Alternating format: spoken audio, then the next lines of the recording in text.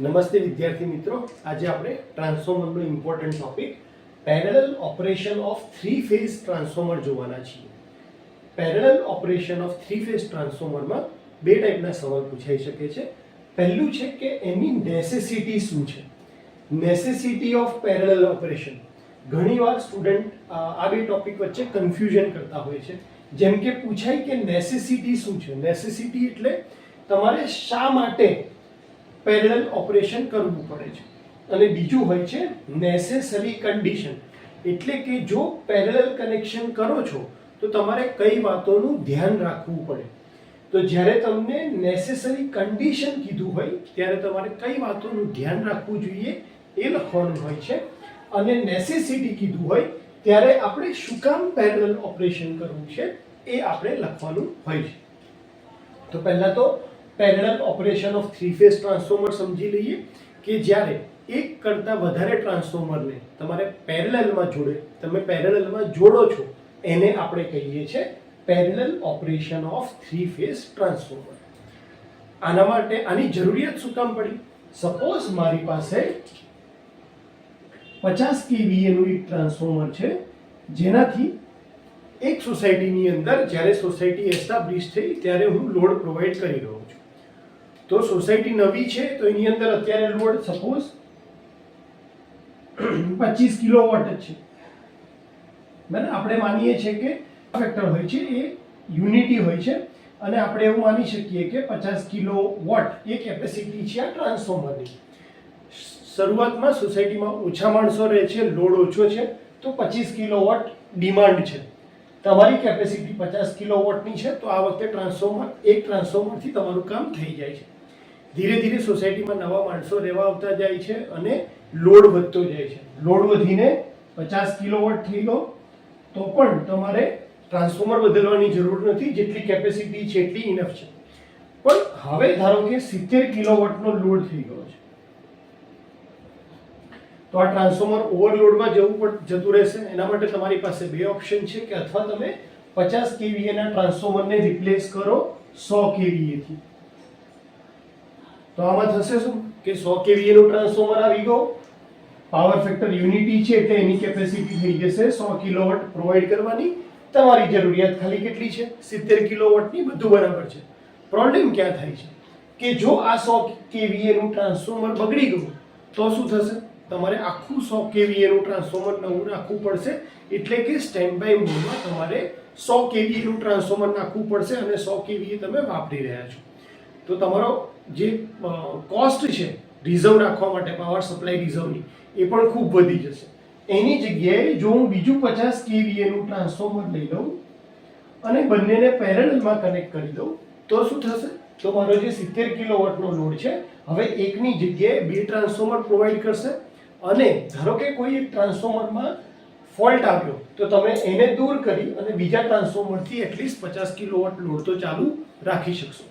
તો આનાથી તમારી રિઝર્વ કેપેસિટી જે છે એ પણ સારી રહે છે, તમે ટ્રાન્સફોર્મરનો લોડ પણ સેટિસ્ફેક્ટરી સપ્લાય કરી શકો છો, અને તમારી જે સિસ્ટમની રિલાયબિલિટી છે એ પણ સારી રહે છે. તો આ કારણથી આપણે ધારો કે નેસેસિટી પૂછાય કે પેરેલલ ઓપરેશન શું કામ કરીએ છીએ, તો જ્યારે લોડ વધારે હોય ટ્રાન્સફોર્મરના કેપેસિટી કરતાં, ત્યારે આપણે એકની જગ્યાએ બે ટ્રાન્સફોર્મરની મદદથી પાવર સપ્લાય જે કરીએ છીએ એ એની રિક્વાયરમેન્ટ છે. એટલા માટે આપણે પેરેલલ ઓપરેશન કરીએ છીએ. કન્ડિશન જોઈ લઈએ, નેસેસરી કન્ડિશન. ઘણી વખત પેપરમાં થ્રી ફેઝની નેસેસરી કન્ડિશન પૂછાય છે કે ભાઈ થ્રી ફેઝ ટ્રાન્સફોર્મરનું પેરેલલ ઓપરેશન કરવા માટે કઈ કઈ કન્ડિશન જરૂરી છે.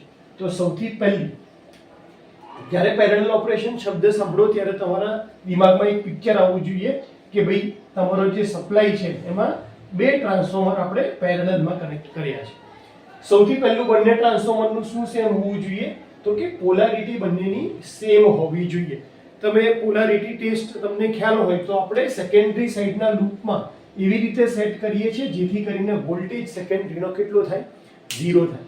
તો પોલારિટી આપણે એવી રીતે સેટ કરવાની છે જેથી કરીને સર્ક્યુલેટિંગ કરંટ ફ્લો થાય નહીં. અને એટલા માટે આપણી પહેલી કન્ડિશન છે કે ભાઈ પોલારિટી શુડ બી સેમ. જો આ કન્ડિશન સેટિસ્ફાઈડ નહીં થાય તો શોર્ટ સર્કિટ થવાના ચાન્સીસ હોય છે. બીજું છે phase sequence should be same, એટલે કે જો પહેલા ટ્રાન્સફોર્મરનો સિક્વન્સ તમારો RYB હોય તો બીજા ટ્રાન્સફોર્મરનો સિક્વન્સ પણ RYB હોવો જોઈએ. એટલે બીજી કન્ડિશન છે કે ફેઝ સિક્વન્સ સેમ હોવા જોઈએ. ત્રીજી કન્ડિશન છે X/R રેશિયો, એટલે કે ટ્રાન્સફોર્મરના ઇમ્પિડન્સથી ટ્રાન્સફોર્મરના રેઝિસ્ટન્સનો જે રેશિયો છે X/R રેશિયો બંને ટ્રાન્સફોર્મરનો સેમ હોવો જોઈએ. જો આ સેમ નહીં હોય તો બંને ટ્રાન્સફોર્મર પોતાની રીતે અલગ અલગ લોડ સપ્લાય કરશે. સેમ લોડ ક્યારે સપ્લાય કરે? જ્યારે આ રેશિયો સરખો હોય, એટલે કે 70 કિલોવોટ છે તો આ ટ્રાન્સફોર્મર 35 કિલોવોટ આપશે અને આ ટ્રાન્સફોર્મર 35 કિલોવોટ આપશે. પણ જો આ સેમ નહીં હોય તો એવું બને કે આ ટ્રાન્સફોર્મર 50 kW આપશે અને આ 20 kW આપશે. તો જે લોડ શેરિંગ છે એ અલગ અલગ થઈ શકશે. કઈ કન્ડિશનમાં? જ્યારે તમારો X/R રેશિયો સેમ ના હોય ત્યારે. ચોથી કન્ડિશન છે voltage and frequency must be same, એટલે કે તમે જે ટ્રાન્સફોર્મરને પેરેલલમાં કરવા માંગો છો તો ત્યાંથી તમે જે સપ્લાય આપવાના છો, આ ટ્રાન્સફોર્મરનું રેટિંગ 11 kV હોય તો તમારી લાઇનનો વોલ્ટેજ પણ 11 kV હોવો જોઈએ. અને જો વોલ્ટેજ ફ્રીક્વન્સી 50 હર્ટ્ઝ હોય તો તમારી આની ફ્રીક્વન્સી પણ 50 હર્ટ્ઝ હોવી જોઈએ.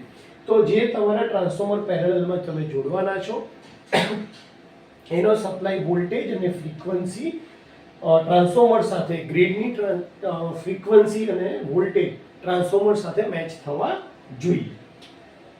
સેમ વેક્ટર ગ્રુપ, એટલે કે જો એક ટ્રાન્સફોર્મર, તમને ખ્યાલ છે અલગ અલગ ટ્રાન્સફોર્મરના અલગ અલગ વેક્ટર ગ્રુપ હોય છે ડિપેન્ડિંગ અપોન એના કનેક્શન. તો જો પહેલું ટ્રાન્સફોર્મર DY1 ટાઈપનું હોય તો બીજું ટ્રાન્સફોર્મર પણ તમારે DY1 ટાઈપનું જ લેવું પડે.